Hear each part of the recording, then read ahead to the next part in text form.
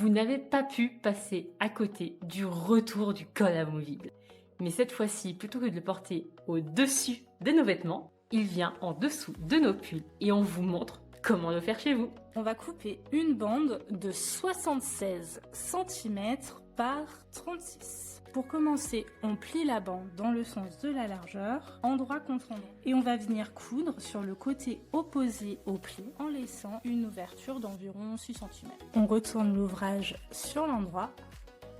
La prochaine étape, ça va être d'assembler les côtés du tube endroit contre endroit. Pour cela, je vais venir rabattre comme une chaussette, couture sur couture, et on va venir assembler en tubulaire. On va venir retrouver notre ouverture sur notre couture de base pour repasser l'ouvrage sur l'endroit.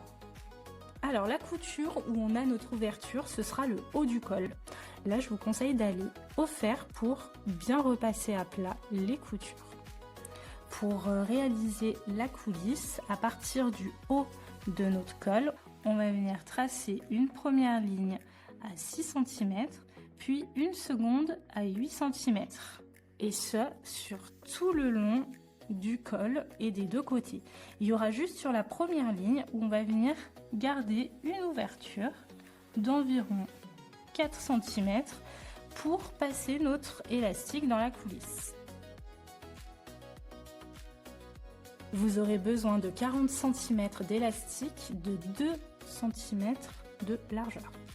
On va insérer l'élastique dans la coulisse. Alors comme toujours, moi je mets une petite épingle à nourrice au début et une petite épingle à nourrice à la fin. Et c'est parti!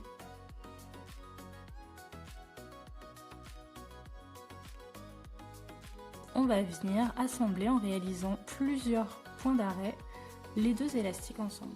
Et on fait passer l'élastique dans la coulisse entièrement en tirant et en répartissant les fronces. On va venir fermer l'ouverture de la coulisse en prolongeant la couture. Et ensuite, on fermera l'ouverture du haut du col en réalisant une surpiqûre tout le long du haut du col à 1 mm du bord. Prêt à pimper vos tenues ?